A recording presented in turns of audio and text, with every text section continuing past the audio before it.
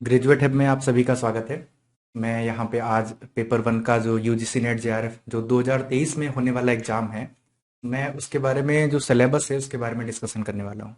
तो एक से यूनिट तक कौन कौन सी चीज़ें यहाँ पे पेपर वन के रूप में रहती हैं, हम उन सब पे डिस्कस करेंगे। हमारे बैचेज चल रहे हैं, अगर आप ज्वाइन करना चाहते हैं न्यू बैचेज जो पेपर वन से रिलेटेड हैं, यूजीसी नेट या फिर सीएसआईआर नेट, उन सभी के लिए आप हमें यहाँ से कांटेक्ट कर सकते हैं। कांटेक्ट नंबर आपको सामने लिखा हुआ है। तो चलिए स्टार्ट करते हैं कोई बिना समय गवाए हुए। एक एक यूनिट के छोटे छोटे जो सब पार्ट्स हैं हम उन पे भी बात करेंगे कि कौन कौन से टॉपिक्स हैं ऐसे हैं जो एग्जाम के पॉइंट ऑफ व्यू से इंपॉर्टेंट हैं और कहाँ से कितने नंबर के क्वेश्चंस आते हैं। तो फर्स्ट यूनिट, जैसा कि अगर आपने कभी एग्जाम दिया है एनटीए नेट का, तो आपको ये दिख रहा होगा कि फर्स्ट यूनिट टीचिंग एप्टीट्यूड से लगा करके 10 यूनिट तक सिलेबस रहता है। तो अगर आपने नहीं दिया तो वो सारी चीजें आपको यहाँ से क्लियर हो जाएंगी। सिर्फ और सिर्फ यूनिट्स के नाम नहीं है, हम सब टॉपिक्स की भी यहाँ पे डिटेल्स आपको देंगे। तो फर्स्ट है टीचिंग, है ना। तो teaching aptitude, as a teacher आप रिक्रूट होंगे, है ना। अगर आप नेट क्वालिफाई करते हैं तो आप डिग्री कॉलेज में प्रोफेसरशिप के लिए एलिजिबिलिटी प्राप्त करते हैं। तो एक टीचर में कौन कौन सी क्वालिटीज होनी चाहिए, तो फर्स्ट टॉपिक ये यहीं से रहता है।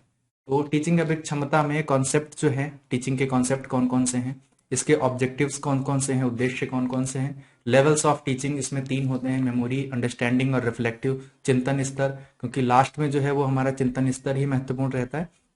इसके बाद में फिर कैरेक्टरिस्टिक्स टीचिंग की क्या होती हैं और बेसिक रिक्वायरमेंट क्या है। तो ये सारी चीजें हमें फर्स्ट टॉपिक में मिलेंगी। इसके बाद में हम लर्नर्स कैरेक्टरिस्टिक्स के बारे में बात करेंगे, क्योंकि हम जिन्हें टीच कर रहे हैं उनके बारे में भी हम इंफॉर्मेशन देंगे। तो characteristics of adolescence, adult learners, जो एकेडमिक, सोशल, इमोशनल, कॉग्निटिव या इंडिविजुअल, सभी तरीके की जो टीचिंग कैरेक्टरिस्टिक्स हैं उनके बारे में बात होगी। कुछ ऐसे फैक्टर्स जो टीचिंग को अफेक्ट करते हैं तरह तरह से, तो उसमें क्या हो जाएगा, लर्नर सपोर्ट सपोर्ट मटेरियल, जो शिक्षण सहायक सामग्री है जिसका प्रयोग करता है शिक्षक अध्ययन के लिए, अध्यापन के लिए। इंस्ट्रूमेंटल एंड फैसिलिटीज, जो इंस्ट्रक्शनल फैसिलिटीज जो हैं, संस्थागत सुविधाएं हैं उनके बारे में। या लर्निंग इन्वायरमेंट एंड इंस्टीट्यूशन, जो एकेडमिक इन्वायरमेंट है, लर्निंग इन्वायरमेंट है, उसके बारे में। तो ये यहाँ से टीचिंग से जुड़े हुए कुछ मेन फैक्ट हो जाएंगे। और उसके बाद में आता है फिर methods of teaching institutions of higher education. ठीक है, तो हायर एजुकेशन में किस तरीके से हम टीचिंग मेथड्स को अप्लाई करते हैं। तो टीचर सेंटर्ड, कौन कौन से मेथड टीचर सेंटर्ड हैं, कौन कौन से लर्नर सेंटर्ड हैं। और अभी आपने कोरोना के टाइम पे देखा ऑफलाइन और ऑनलाइन टीचिंग में क्या डिफरेंसेस हैं, तो ऑफलाइन वर्सेस ऑनलाइन। यहाँ पे कुछ नए कार्यक्रम चलाए गए जो स्वयं है, स्वयं प्रभा, MOOC, तो इन सब की डिटेल्स हम देखेंगे। इसके बाद में हम टीचिंग सपोर्ट सिस्टम, जो ट्रेडिशनल, मॉडर्न और आईसीटी बेस्ड है, आईसीटी यानी इंफॉर्मेशन एंड कम्युनिकेशन टेक्नोलॉजी, तो सूचना संचार जो इस समय टेक्नोलॉजी चल रही है उसके बारे में भी हम देखेंगे। एंड लास्टली हम देखेंगे इवेल्युएशन सिस्टम यानी मूल्यांकन तंत्र, कि किस तरीके से जो हम अध्यापन कर रहे हैं हम उसको मूल्यांकन करते हैं। तो ये टीचिंग एप्टीट्यूड के अंतर्गत इतने टॉपिक्स पे डिस्कशन करेंगे जो हमारा पेपर वन के अंतर्गत रहता है। और इससे जुड़े हुए लगभग 5 से 6 क्वेश्चंस तो आपको मिल ही जाते हैं, क्योंकि 10 यूनिट है, 5 क्वेश्चंस आते हैं, टोटल 50 क्वेश्चंस है ना। कभी कभी ये रेशियो 5 से 6 हो जाता है, कभी कभी 4 हो जाता है, तो ये थोड़ा बहुत चलता रहता है। तो लेकिन हम एक रेशियो मानते हैं कि 5 क्वेश्चंस एक यूनिट से आने हैं। सेकेंड यूनिट जो है, एज ए रिसर्च स्कॉलर, है ना, जब आप शोध करेंगे तो शोध में कौन कौन से मुख्य तथ्य होने चाहिए, कौन कौन से कैरेक्टरिस्टिक्स होनी चाहिए, शोध का मतलब क्या है, तो हमारा सेकेंड यूनिट में आ जाता है। एक बार हम छोटे से सब टॉपिक्स हैं जो उनके बारे में देख लेते हैं। सबसे पहले तो रिसर्च के बारे में जानेंगे, मीनिंग्स क्या होती हैं इसकी, टाइप्स क्या है, कैरेक्टरिस्टिक्स क्या है, positivism and post positivistic approach. ये जो प्रत्यक्षवाद और उत्तर प्रत्यक्षवाद है, ये नया टॉपिक जुड़ा हुआ है और 110% श्योरिटी है कि यहां से एक क्वेश्चन आपको मिलता ही मिलता है। आफ्टर दैट हम देखते हैं methods of research, experimental, descriptive, historical, quantitative and qualitative methods and steps of research.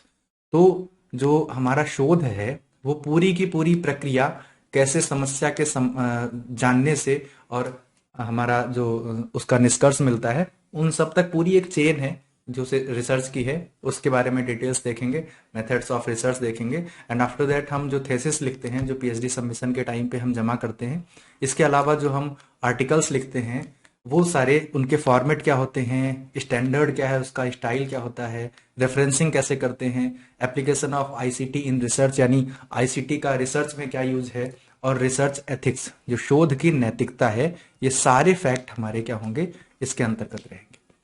फिर हम देखते हैं यहाँ पे जो हमारा थर्ड यूनिट है, थर्ड यूनिट से 110% से हो रहा है कि 5 क्वेश्चन पूछे जाएंगे। कभी कभी ये 3 और 2 के फॉर्मेट में आ जाता है, कभी कभी 2 पैराग्राफ दिए होते हैं, 1 से 3 क्वेश्चन, दूसरे से 2 क्वेश्चन या 3 क्वेश्चन, है ना, 3 या 2 ही पूछ सकते हैं, है ना। तो ये 5 या 6 क्वेश्चन का हमारा ये सेगमेंट होता है। एक पैसेज रहेगा और उससे दिए हुए क्वेश्चन है, तो हमें ध्यान रखना है कि उस पैसेज में जो दिया है वही हम अपने आंसर में अप्लाई करेंगे, इसके अलावा कुछ नहीं। फोर्थ यूनिट की बात करेंगे तो कम्युनिकेशन है ना। कम्युनिकेशन में हमें मीनिंग देखनी है, टाइप्स देखने हैं, कैरेक्टरिस्टिक्स देखने हैं, और ये कम्युनिकेशन बारे में सारी डिटेल्स हमें मिल जाएगी। यानी जो टीचिंग है और रिसर्च है, इन दोनों में ही कम्युनिकेशन स्किल्स को बेटर बनाना बहुत आवश्यक है, वही यहाँ पे हम अप्लाई करते हैं। और सबसे बड़ी चीज है प्रभावी संप्रेषण यानी इफेक्टिव कम्युनिकेशन। उसमें क्या होगा, वर्बल होगा, नॉन वर्बल होगा, इंटरकल्चरल होगा, ग्रुप कम्युनिकेशन है, क्लासरूम में कैसे टीचर और लर्नर के बीच में कम्युनिकेशन है, कौन कौन से ऐसे तथ्य हैं जो हमें कम्युनिकेशन में प्रभाव छोड़ते हैं, उसको हार्म करते हैं, है ना। तो बैरियर्स की बात करेंगे, मास मीडिया और सोसाइटी यानी जन मीडिया इस समय क्या उसके अनुप्रयोग हैं, वो सारी डिटेल्स हम यहाँ से देखेंगे। फिफ्थ एक्सरसाइज है, ये 3 एक्सरसाइज हमारे पास में जो 3 यूनिट हैं वो मैथमेटिकल से जुड़ी हुई है।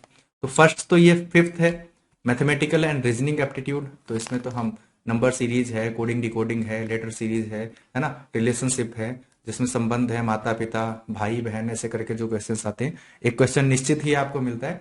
तो ये रीजनिंग के 5 क्वेश्चन हमें यहाँ मिल जाते हैं, और मैथमेटिक्स के, ठीक है। तो मैथमेटिक्स में हमारे पास कुछ चैप्टर हैं, पूरी मैथ आपको नहीं, अगर आपको गणित से कोई फोबिया है, कोई दिक्कत है, तो आपको कोई प्रॉब्लम नहीं होनी है यहाँ पे, है ना। पहली बात तो यहाँ पे निगेटिव मार्किंग नहीं होनी है, और दूसरी बात कि मैथमेटिकल में यहाँ पे चैप्टर पहले से डिफाइन है, फ्रैक्शन होगा, टाइम एंड डिस्टेंस होगा, रेशियो प्रोपोर्शन होगा, परसेंटेज सबसे इंपॉर्टेंट है, ये डीआई में भी काम आने वाला है, रेशियो प्रोपोर्शन भी डीआई में काम आने वाला है, profit loss, interest, discounting, average, ये सारे क्वेश्चंस जो हैं आपके यहाँ पे भी काम आएंगे और डीआई में भी काम आएंगे। 6 क्या है, लॉजिकल रीजनिंग।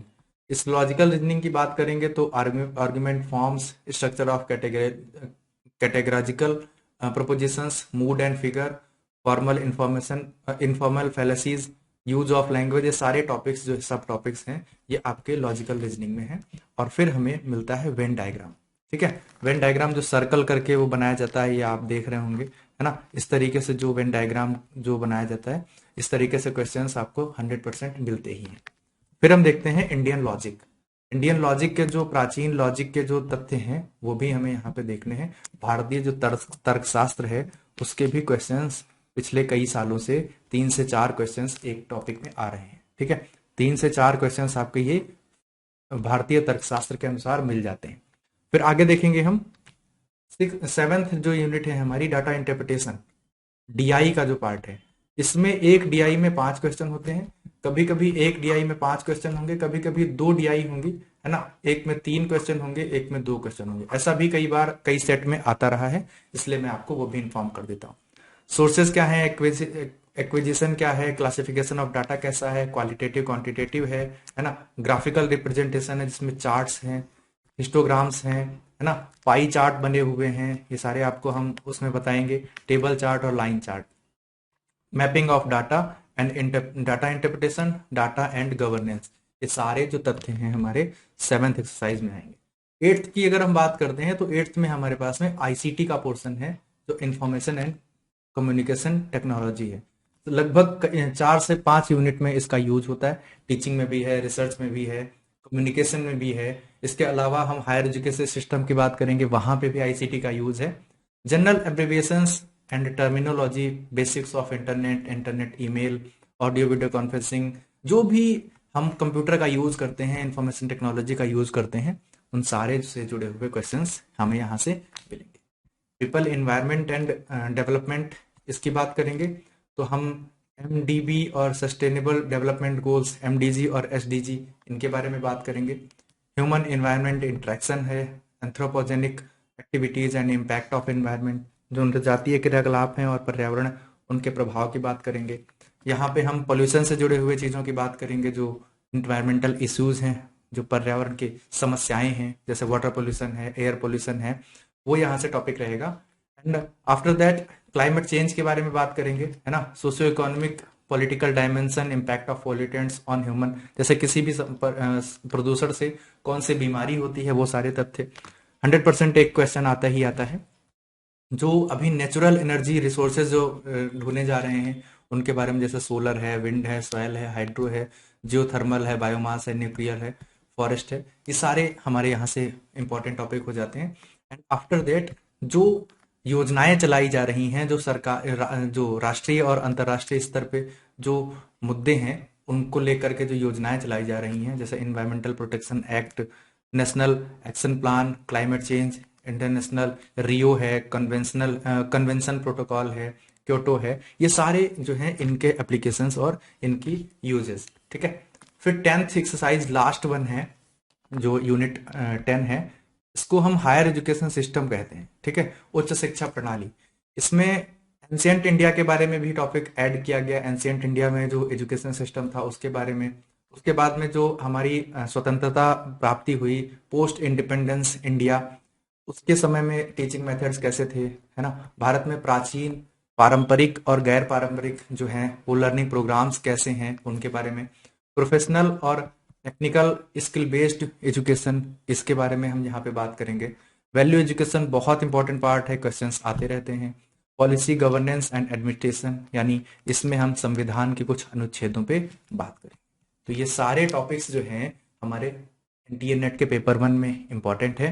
50 क्वेश्चंस हैं, है ना। 50 क्वेश्चंस की अगर हम बात करें तो एक छोटा सा आंकड़ा देख लेते हैं। 50 क्वेश्चंस हैं, ठीक है, और हम यहाँ पे 10 यूनिट्स में जब हम 5 से मल्टीप्लाई करेंगे तो सारे क्वेश्चंस आते हैं। अगर आपको नेट या जेआरएफ क्वालिफाई करना है ना, जेआरएफ अगर क्वालिफाई करना है तो 100% आप श्योर हो जाइए, कोई सी भी सब्जेक्ट में हो, कम से कम 35 क्वेश्चंस आपको सही करने होंगे। अगर आप 35 क्वेश्चंस करते हैं, और मैथमेटिकल के कितने हैं, 15 क्वेश्चंस इसमें मैथ्स से हैं, तो जिनको डर है किसी तरीके का, वो मैथ्स में से 15 नहीं तो 7 से 8 क्वेश्चन तो सही करने की कोशिश करें, कोई दिक्कत नहीं होगी। इतना तो आपको देख करके विजुअलाइजेशन से क्वेश्चन सही हो जाएंगे। तो 35 क्वेश्चन अगर आप कवर करते हैं और 60% पेपर 1 में, तो 95 क्वेश्चन से 95 से 100 क्वेश्चन के जो कट ऑफ है वो आपको नेट या जेआरएफ दिला देगी। इस तरीके से हम आपको प्रिपरेशन कराएंगे। कोई भी प्रॉब्लम होती है तो आप हमें कांटेक्ट करें।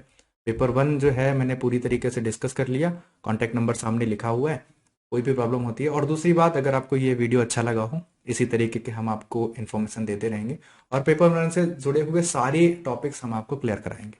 कांटेक्ट नंबर सामने दिया हुआ है, बैचेज स्टार्ट है, आपका सभी का स्वागत है।